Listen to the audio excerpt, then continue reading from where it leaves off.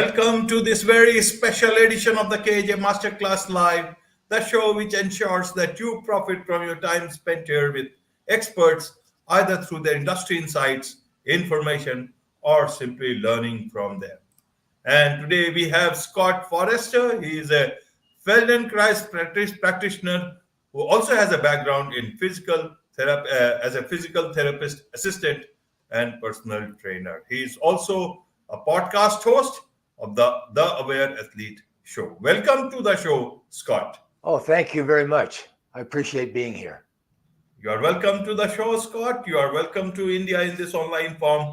And I'm sure not just in India, but a lot of people across the globe will benefit from what we'll be talking about. We'll be talking about awareness, about choice, about freedom. So, first to understand Scott, who is Scott Forrester? Because he talks about great things, and the things I've told about you, I don't think that is enough to understand you. So, I would like you to tell the audience who is Scott Forrester and what does he do? A few things we have said, but overall they want to understand who exactly is Scott Forrester. All right. Yeah, I'm going to be 74 years old in April. I've had a number of careers. I started out in construction, residential construction, did that for quite a number of years. I was a letter carrier in the post office for about 22 years. And then I had a career as a physical therapist assistant and did 4 years of training in the Feldenkrais Method. I was married my entire life, 51-year marriage until my wife died of cancer last year.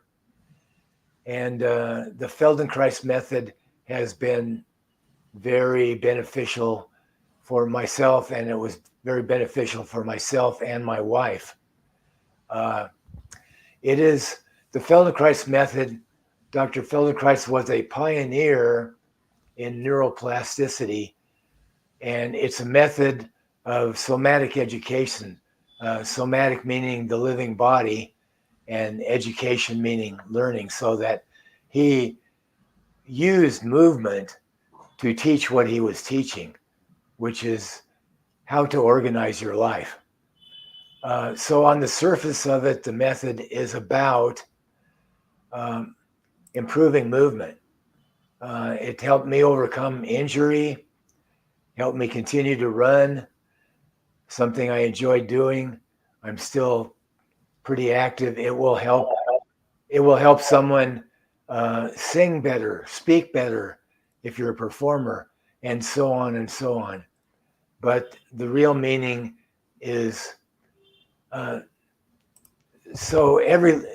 are hundreds of lessons, hundreds of movement lessons, and everyone has one thing in common, and that, of course, they're about function. They're brilliant with that, but they are basically about awareness. Do you want me to go on about that? Yeah, I'm listening. I'm listening and learning. Okay, so many people are familiar with Viktor Frankl, and he said between stimulus and response, there's a space, and in that space is our power to choose our response, and in that response is our growth and our freedom. And so many people will know about him and his books. And he said, so what is our freedom? What are we free from? Well, we're free from having to live a life totally dependent on habit. Otherwise, there wouldn't be that growth he's talking about. And he mentioned that, he was a survivor of the concentration camps in World War II. And he said some of them had achieved a freedom to where they were freer than their guards. The guards were living under this horrible regime and under the pressure of that, and they had actually escaped some of that inside themselves. So, pretty profound thing. Now, that relates to Dr. Feldenkrais was, as well as a physicist and engineer and scientist, he was a black belt in judo. So he had a unique idea about posture. And to him, posture, he said, posture is for posts because the word itself implies a static position. And to him, it was more important to be able to move well than just to stand in one place for a long time. Anyway, so his idea of posture was the ability to position yourself in such a way that you could move in any direction at any time without prior preparation. So that is very much intertwined in his uh, black belt martial arts experience. You have to be able to do that. And so physically, in terms of movement, he's expressing the same thing that Viktor Frankl did. So there has to be this place of neutrality. If you're very biased in your movement, you get not so free to move in any direction at any time without prior preparation. In other words, you get not so free to have the appropriate response in any situation, which a martial artist has to have. You could get attacked from behind, the left, the right, the front, from above. And so physically, you have to be prepared for that, which requires a non-biased attitude, a neutral attitude between all these choices. So, Right. yeah, so that was his response or his idea of posture. And he carried that into choice in general so that it becomes necessary to be neutral or inhibit our habits to have choice in life. It also becomes necessary to have more than one way of doing things. So, Right. yeah, we have only one way of doing things. We're not much better than a machine. Right. Right, Scott. So, in terms of, this neutral posture, if I understand it, so that you can move in any direction without uh, real preparation beforehand. Right. How can we implement in life? Is it that easy to implement in life? Because we've got so much of baggage in our lives. How do Yes, we we do. Yes, Yeah. how do we free ourselves in judo, in martial arts? There also the thing is, but how does it work? The whole idea is to take that lesson and use it in real life. What would you like to share with the people about in using that wisdom into life? Okay. So, first, I was able to continue to be able to run. I fell off a roof and I broke my ankle that wasn't repaired right away.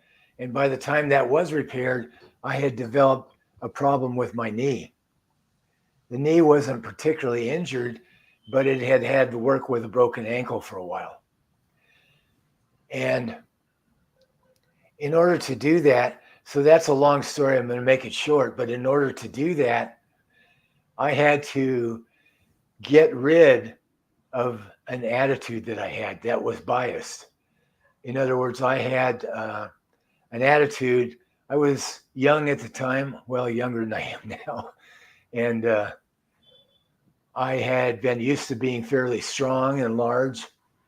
And my attitude was more, which is very, very common, is more you have to force yourself through everything, the bull in the china shop attitude. And that was as hard for me to loosen that up. Might be hard to understand if you haven't gone through that shift, but that was as hard for me as anything in improving my movement. So you have to get rid of a neutrality or get rid of a bias. A bias. Feldenkrais said we act according to our self-image, and it was very true there. And he also, in his books, you can see that he understands that the human system is self-organizing. But what happens is, unlike the other animals, we have the ability to use conscious control to interfere with everything. So we develop these habits, and what could be easy becomes hard. As a result of what you were kind of referring to, societal education, and so that we begin to think that we have to do everything hard. We have to study hard. We have to work hard, instead of we have to develop more skills. So that's the first example. I'll give another example that's a real world example. So in terms of neuroplasticity, we all have the attitude that means the brain is plastic, which means it can change. But it can change in an instant. As soon as you apply yourself to something new, you are making new neural connections. So it doesn't take a long time to do that. So how long does it take to change a habit? It can take a long time, or if all the requisite things are in place, it can take a very short time. You've seen some people that they say they go cold turkey on in changing a habit. They do it overnight, but they don't really. Somehow they have been set up to have the requisite conditions, which means that they are very clear, very aware, non-biased, which means they can view something without passion getting in the way. When all that's present, you can change almost immediately. When it's not, then you have to go through life circumstances to get to the place where you can lose these habits. It was hard for me to lose that habit. And my last year, my wife had suffered from depression all her life. Now, I don't want to equate our entire marriage with just depression, but it was a huge factor in her life. And when she was diagnosed with stage 4 cancer, she described that as a gift. And it really was. And in the entire year, she was never depressed. She never had time. She never gave herself time for any or energy put into anything that would be depressing. So you see, there's a thing that immediately changes. Now you're ready. And so practically speaking, it can take a short time or a long time, but I find the growth process, there's never an end to learning. And I'm a slow learner, so I've experienced mainly it takes a long time. But sometimes it doesn't have to, but it usually does. Right. So yeah, so being open to growth and the possibility of that, we have more resources inside ourselves than we usually can be anywhere near aware of. I could give more examples, but Right. Let me give it a much more finer direction for you. In terms of health, you know, a lot of times when people have these challenges, physical challenges, like you had in terms of your after falling off a roof. Now, yeah, how did you overcome that? And you talk about that sure. in terms of physical challenge, we can look at the inner strength. How does someone do that? What is there a specific method for that, Scott? Okay, so the societal norm, and I have some background in physical therapy too, and in a very general way, it doesn't describe all physical therapists, but in a very general way, that method is about strength and stretch. So that generally, the idea is if you have a problem, you probably need to get stronger in some area. So you're kind of, rather than facing what's actually going on, you try to overpower it with strength so that you can go farther and longer, but you're still doing it in a way that's inefficient. So what I did was, at that time, I didn't have a background in physical therapy, but I had done a lot of strength training. Now, I wasn't a top bodybuilder, but I did put a lot into it. And so I had been able to deadlift more than 400 pounds on a couple of occasions. Well, that's plenty of strength for running, but it will never teach you how to run better. So I went to physical therapy and they made it worse. And I was aware they were making it worse. So I didn't go back. I found another physical therapist who was an ultra runner. And he had won his age division in the challenging Leadville 100, which goes up to 12,500 feet.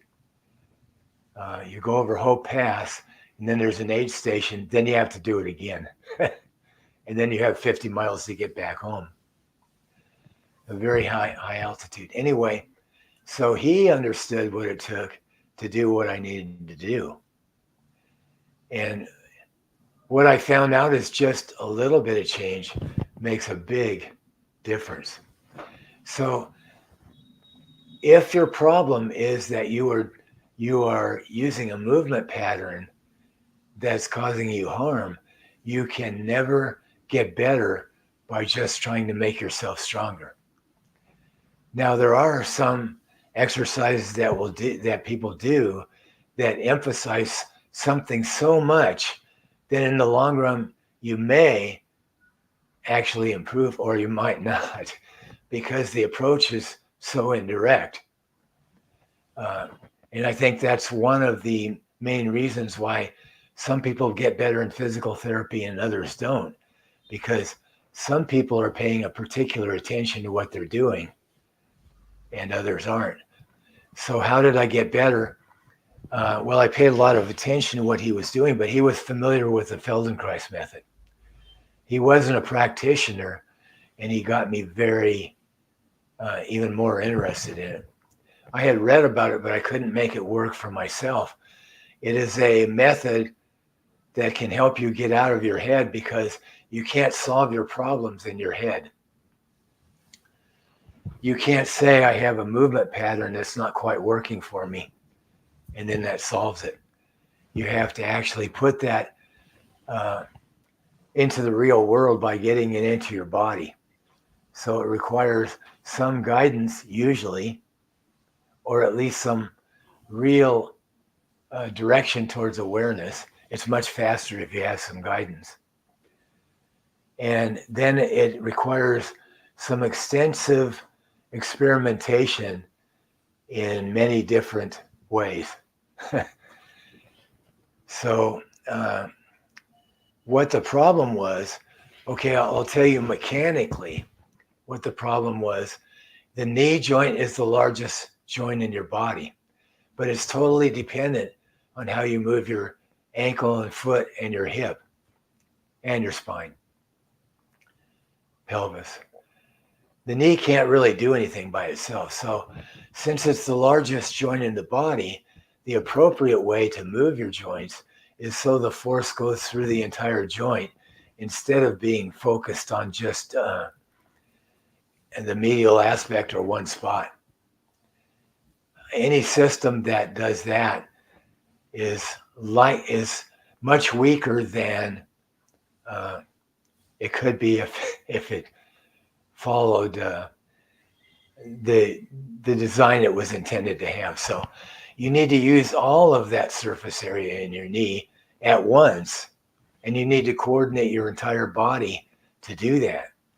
That requires practice, and it requires not using more force than is necessary. So you see, I just explained it to you. If you use the entire knee joint surface and the movements travel through the center of the joint without shear forces, then your knee will last you your entire life. But that didn't help because you would have to experiment with that. Does that answer your question on that Yes, particular? Yeah. yes. Now I'm coming to the emotional health part of it. A lot of people, for smaller reasons or very big reasons, they are not able to take care of their emotional health. How can one use any of these methods in that aspect? How did you cope? How are you coping? After 51 years of marriage, and you are now alone. That see, my wife was everything. I mean, we we depended on each other to be who we were. And that's a long story if you go into 51 years of marriage. But in Feldenkrais maintained that we act according to our self-image, that everything we do leaves a pattern or has the same pattern in our body, so that everything we do out of our physical habit, out of our emotional response, and all of that. So I will tell you one thing that my wife said to me after she passed. There are a number of things. You can take that as an actual voice or just something I learned. But I said to her, "How is it where you are?" And she said, "Oh, Scott, it's so wonderful." And so that gives you direction, because that's a real truth. Because we have to somehow appreciate our life. And it's not in direct conflict with appreciating my life. It's our wife. It's the same thing. And we have that kind of a connection. But so how is it? How can we use this emotionally? So just kind of sometimes have you ever been tired? Yeah. Have you ever had what you might refer to as a bad day? Several times. Yeah. We all do. We all do. So if you come right now, take a deep breath and let it out. You might even make, if you want to, you make the ah sound. And you might have been, I can often notice any tension, not only in my breathing, but just in the whole musculature of my chest. So you did that. Now, could you bring yourself to be aware of where you're sitting on your chair, the support you have there, and you could be standing, you could be walking. If you were walking, you would feel your feet on the floor. You would feel exactly where you are in the moment. And could you bring yourself, you see, the military idea of posture is this. But instead of that, could you bring yourself up a little bit into a place?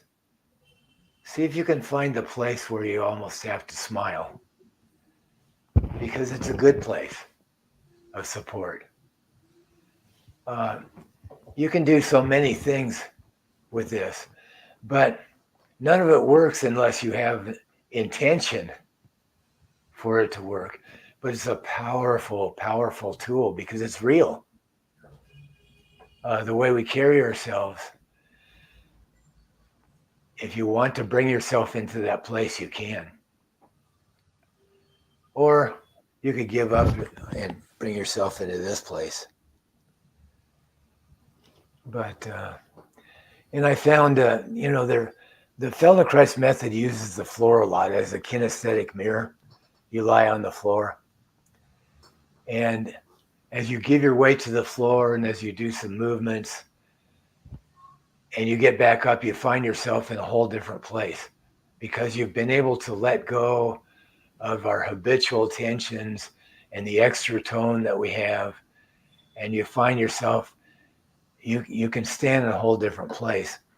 And I found even in my time after my wife passed, and every day is a new day.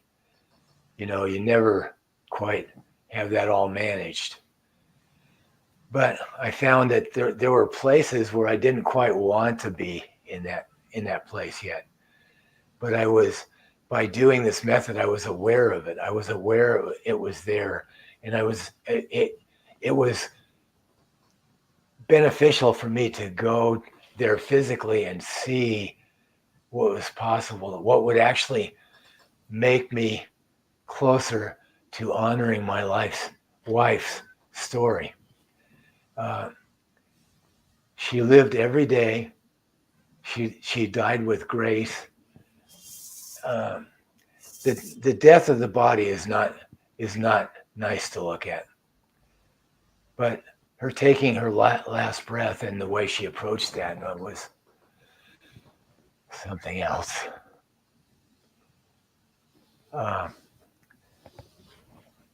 So where do we want to take this from here?